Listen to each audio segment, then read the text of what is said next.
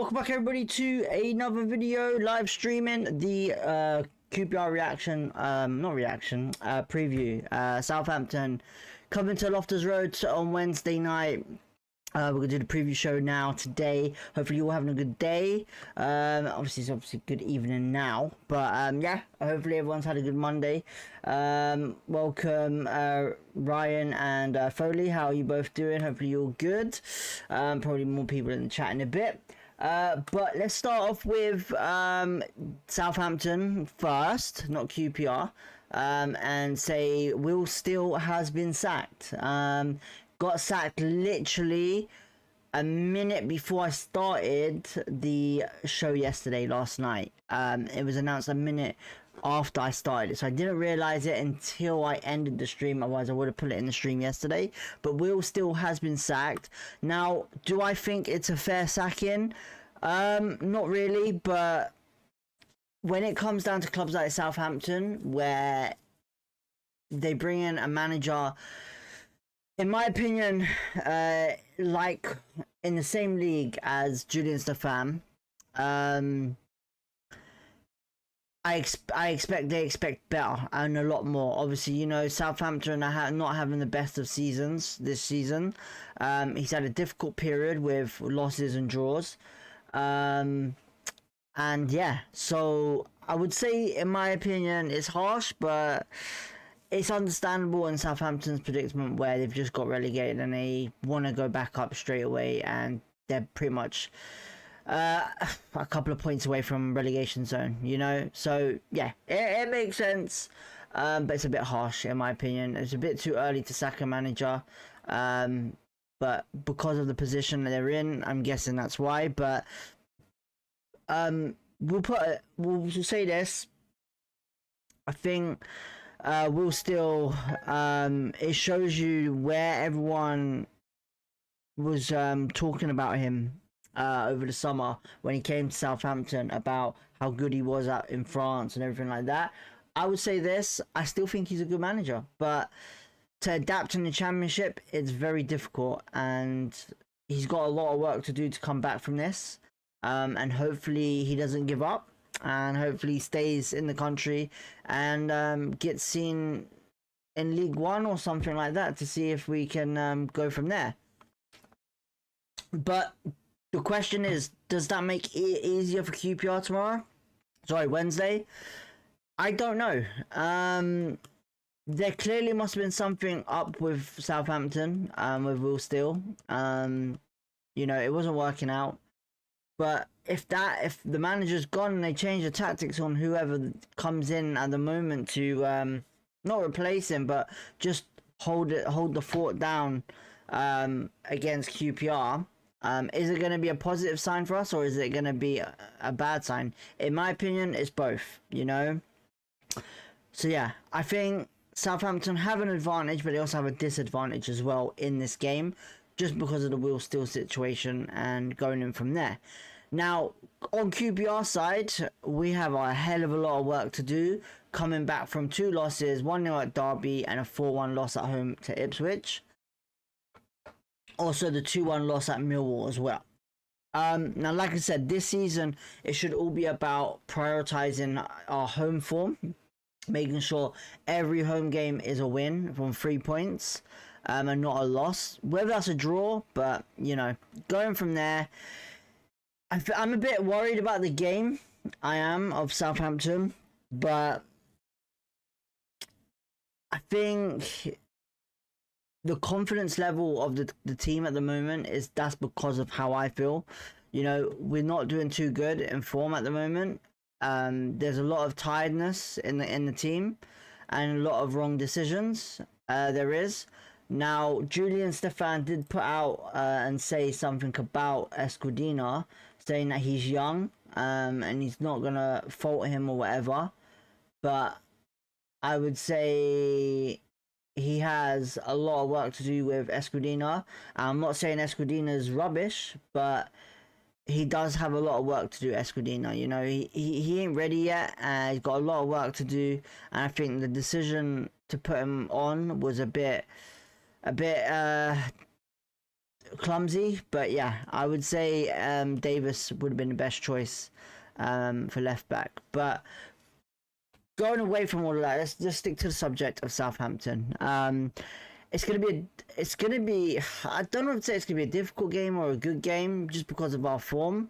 But on recent head-to-head clashes, as you can see, we've not done too great against Southampton. You know, we've lost 1-0 in 2023 in December, and then we lost 2-1 at their ground. We lost 1-0 at our ground, lost 2-1 at their ground, beat them 2-1 back in 2013 in March and away, and then lost at our ground in 2012. So, yeah,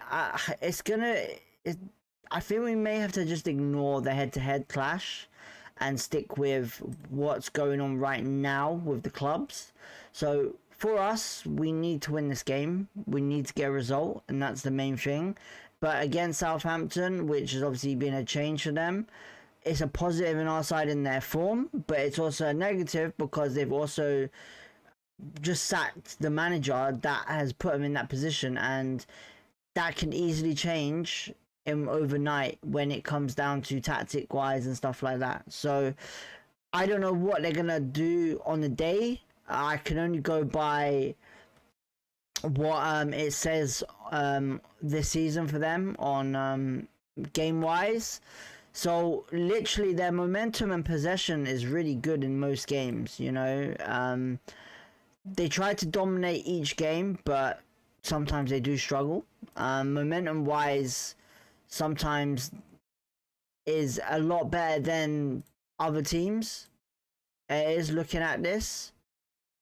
So they have the threat of players there. They have a good set of players to be threatening. You know, they got Ryan Mannings, Nathan Wood, Harbour Belis, Ronnie Edwards. McCarthy's in goal at the moment, I think. I'm not too sure. Azaz, who is everyone knows at QPR, is a danger man for Southampton after the Middlesbrough game last season. Armstrong, yeah, quality striker. I'm not sure about Leo Cienza. I know he scored 1 goal this season, but I don't really know about him. Downs, really good player. Rosselev is alright. So yeah, they have a good set of players, Southampton do, but we got to do a lot. We got to go into this expecting the same strategy as they have been all season, and pretty much not just underestimate them, but we need to go in with a good result, I would say. They like to dominate. If it is they're going to keep the same kind of tactics, they like to dominate the game. Pretty much like Ipswich. They have got the strikers and the forward to push up the field to pressurize us on the attacking threat, but I'm guessing that all comes down to through balls and working the ball up into our box, or our area I should say, and passing the ball along there. So they're a dominant team, Southampton are. They usually are. But hopefully we can get the best of them and get the result and go from there. Players to watch out for Southampton, obviously Armstrong, Azaz, Mannings is good with the crosses. Yeah, but their defence is pretty good. Obviously we're going to see Ronnie Edwards probably on the bench, probably even on the team sheet. You never know, depending on what they play. But they sit 21st and we sit 13th at the moment, and we get a result. We can push up back into the top 10 depending on other results, but we need goals. That's the main thing. Goals is wins, and the win and the goals are a main thing on Wednesday night against Southampton. That's the main thing that we need to focus on a lot. So yeah, now what do we need to do to beat Southampton? We need to go into it straight away and put pressure on them straight away, like we did the first couple of after the goal against Ipswich when we went straight in. But I think with team-wise, we need to change some stuff for sure. So as you can see, what the team I've put out with, obviously a 4-2-3-1. This is what I think we need to do. Obviously Nardi in goal, Dunn at right back, and Bengay, Morrison at the back. I'm sick and tired of Cook now. Honestly, I just don't think Cook in this mentality is set a match. Possibly we could play Cook, but there's no. It's the set pieces that worry me with Southampton. Southampton have corners. They have height to get into the box to beat us. So I'd rather play Mbenge at the moment for that wise. But Steve Cook needs a break. He needs to come off, take a relaxed break on the bench, maybe off the bench, just come on and see what he does. But he needs to be on the bench tomorrow for Wednesday for a rest. I've put Vale at left back for a reason. If something is wrong with Davis, we need to put a more experienced player in that position, and the nearest is Vale. You know, especially with Mannins and obviously what they have on their pitch. Vale is the only thing that I can see that's not going to get outrun down by on the wing. You know, he's a really good defender and attacker. He's really good at tackling, really good at playing the ball forward. So I think Vale will be best choice if we do put a left back instead of Davis. We need to put Vale. If we put back three, they're done, obviously going from there. But I would say Mbenge and Morrison right now are our best choices for this game. I put midfield, Varane and Field. The reason I put Field is because he needs game time, and I think Madsen needs a rest. Madsen's tired. He's knackered. He looked like it on the weekend. And Varane obviously needs some game time as well because he hasn't really been playing lately because of Hayden's been kicking his ass off the team. So I'd say Field and Hayden are two of the players that I want. Field and Varane, sorry, are two players I want on that field on Wednesday night. Now the forward line, as you can see, Burrell, Chair, and Sato. Now, Burrell I want on the wing. I want him on the wing for a reason. Otherwise, we put him up front and we put Paul Smith on the right. And we'll go from there. Just because of crosses and speed down the wing against Ryan Manning, I thought Burrell would have been best on that right-hand side. Chair in the middle, obviously. Sato on the left. But I would like Sato to probably be dipping into the middle at times and Chair pushing out, switching each other. Frey up front, just because I think crossing wise might be the best result for us, depending on how the defense is lining up for Southampton. Going from there, and obviously Kone needs a rest. Certain players need a rest. I don't know if Collie will be chosen to put on the bench. Poku will probably have a rest as well. Unless Poku gets chosen, we'll see what happens there. But we need to have an experienced team against Southampton, just in case it doesn't work out. And then having the subs ready, and going from there. Let's have a look at the comments. Foley said we've still got the sack, perfect for us. I think I spoke about that before already. Ryan, yeah, Foley, just our luck now is that Southampton will turn up on Wednesday. Yeah, let's hope not on that one. Foley says let's hope they are not. Let's have a look what else there is. It is Sheffield United on Saturday after Southampton, Foley, yeah. Sheffield United, I'm not going to say, I'll do something. Obviously, we'll keep. Let's get this game over with, and we'll talk about that game after. As long as Cook is not playing, Foley says. Ryan says, I've got a feeling if Julian Stefan gets the lineup right, then we can definitely win. But knowing us, Ronnie Edwards will get a bloody hat-trick. Knowing us, Ronnie Edwards will probably get a goal on a set piece or something like that. So, yeah. Foley, yeah, Ronnie may have a good game, but I don't think he will start. He started last game, so it's a bit hard to say. Cheaper for us in January, Ryan says.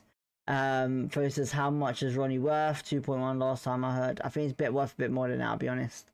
I'd still pay that now, depending on, obviously, budget-wise, going on from there. Need to get Chair and Sato firing in the goals early, getting them both back on the score sheet, Ryan says. Yep, listen, look, I'm not worried about Chair. One thing is I never worry about Chair. The only thing I do worry about Chair is injuries to that hamstrings. He has a very bad, obviously when he runs, you know, he gets injuries in his hamstrings when he overdoes it. So for me, if he plays a slow-paced game and uses shot ability out of the area, then it should be fine, I think. Sato, Sato needs to stick with his usual tactic where he runs into the box from the way wide and going in from there. What else have we got here? Fody says Julian Stefan has got to start certain players and keep to it. I think when he looks at he needs to be the way he was at Rennes and Strasbourg, where he wasn't afraid to tactically adapt to the team like he did against PSG when he won the cup. So he utilized two players at the back a lot and set pieces. So yeah, that was one thing, you know, that he was good at. Why I learned about. So yeah. Fody says Sato and Menge need to start and Harvey Vale. Harvey Vale needs to be on the left. That's what I'm saying at the moment. Whether Morrison on the right and Menge on the left, but Vale needs to be on the left for sure. Because Escudina's not ready yet, I would say, and I'm not hating on him. I just think that's how it is. Ryan says he agrees with me with the scoring first. Yeah, I listen. Look, whether we score first or not, as long as we score a goal before them, I'm happy. And depending on when it is, the first minute, going into the second half, whatever, as long as we get the 3 points against Southampton and the 3 points against Sheffield United, I'm happy. That's it. But Sheffield United's away, so I would say a point is a must, at least. Leave Cook in the dressing room, Fody says. Probably on the bench. I don't even know if Jake Clark-Salter is fit and ready yet. We hope we home again. Loftus Road should be packed despite the last result. It's a Wednesday. Oh damn! It's a Wednesday night, so it's hard to say. I wouldn't sit here and say it's gonna be a ram-packed house, because Wednesday nights and Tuesday nights, on a back to school week, is kind of a difficult one to say. I rate Sandfield still. Yeah, Sandfield is always going to be top up there, but I think the players that we have, there's better players than him, obviously, on the pitch. Unless we put Sandfield left back, he did all right last time. So I'll be honest, I think Field needs to play in midfield. So yeah, the front four is naughty. Ryan says. See, I don't know about Frey. I probably put Burrell in the middle up front, and then Paul Smith on the right for pace because of Ryan Mannings, and then leave Frey on the bench. But then it means if you do substitutions, Kone or Frey can both come on the pitch. So yeah, that's the only problem that I see. Fody says Burrell is decent. He was aware of that parry by Ipswich keeper. That's what I like about Burrell. Burrell seems to have football knowledge on where he needs to be at the right time. And that shot from Kone and then obviously the tap in, it's really, really good to see. It's a real poacher's goal. It is someone that we've been missing up front. It's a typical type of Charlie Austin goal where someone's in the right place at the right time. So we have kind of two strikers that are pretty much the same in Kone and Burrell. But I'm actually starting to think maybe if we're going to play all three of them as strikers, then they all can't be on the same pitch at the same time. That's what I'm just starting to think, because I think Burrell right now, his form needs to be put in first, then Kone, then Frey.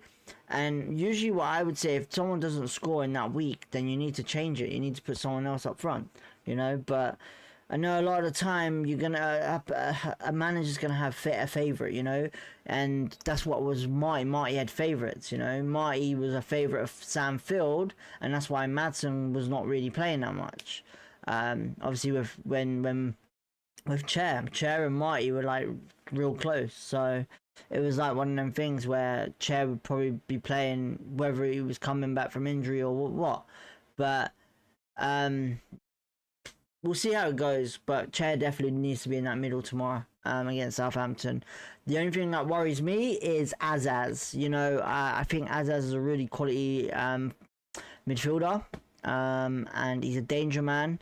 And I think we need to make sure Mbenge is kept on him, because Azaz is good in the air, and he's very, very skillful and likes to get through players from skills, nutmegs, stuff like that. So yeah, I would say as right now is the only danger man for me, you know, for Southampton. So yeah, it was the chair that shot. I thought it was Kone. Trying to think now, it could be Chair. Yeah, you're right, Chair. Ryan says we saw it a decent amount last season, but I think Sato and Chair work great together. Both quick with their feet and loves a pass. Get them clicking on Wednesday and we will win. Yeah, like I said, Sato is a good player, but I think when it comes down to goals, he either needs to go deep or needs to cut in like Chair usually does and go from there. Sato's a quality player, Chair's a quality player, but Chair I just don't think has the pace and he's too scared to get past players down the wing. And Sato obviously is not afraid to do that. Unless you play Paul Smith on the left, then going from there. But Harvey Vale for me is the only one that can play left back at the moment. Dave, if you're putting Davis out of the pitch, in my opinion, Davis needs a rest because Davis is not ready. Davis has been making a couple of mistakes in my opinion, as well as Steve Cook. So yeah. Fody says I'm saying 3-1 against Southampton. Cool. Well, we'll do it this way, right? Score prediction wise, I'll be happy with a 1-0 win, but I'm gonna say 2-0 QPR. I am. I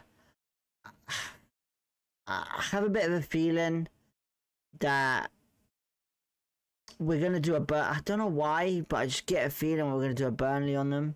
I don't know. I just got that weird feeling. I do. That Wednesday night. But then again, I could be wrong because I just realised Sky Sports curse. We do have a Sky Sports curse, and it is on Sky Sports, I believe. I don't think it's actually on the main channel. I think it's on Sky Sports Plus. Let me just check, because I might just change my mind on the score if it is. I know we got a game Sunderland v Everton tonight. Wednesday night is Sky Sports Plus. So I'm gonna say Joe, what? I'm gonna go Ryan 2-1, because I think they will score. I'm not gonna lie, I think they will score. So I'm gonna go 2-1. Goal scorers, I'm gonna say Chair and Sato, I reckon. If Chair plays Chair, if Sato plays Sato. But yeah, that's what I'm going with. Put your score predictions in the comments below. Down below if you want, just to basically go from there, see what we're saying. And put your goal scorers down as well. And we'll go from there. Apart from that, what else is there to talk about today? I don't think there is anything else, obviously, on the QPR agenda. I know, obviously, on Twitter, Escudine has been backed by Julian Stefan. But yeah.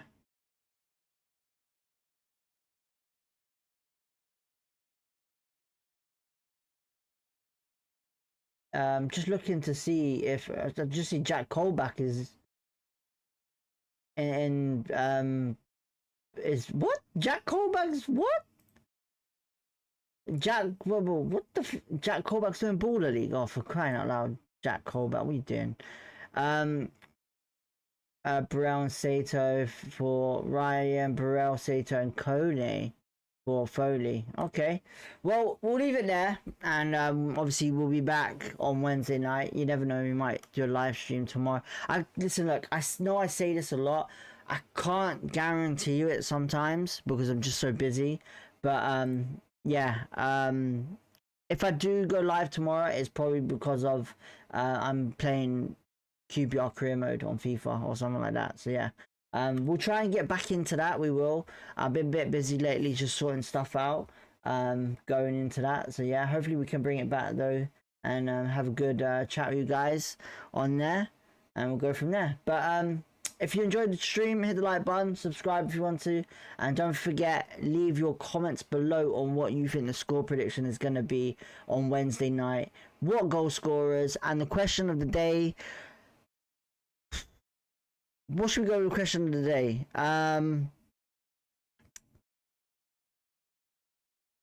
who should, right, it's out of the topic, but who should replace Will Steele at Southampton? Let's go from there, right? If anyone in Southampton fans are watching, or QPR, and you want to answer it, who should replace Will Steele at Southampton? Let's go from there. But apart from that, have a good evening, enjoy tomorrow, and we'll be back on Wednesday night. We'll catch you then. Peace.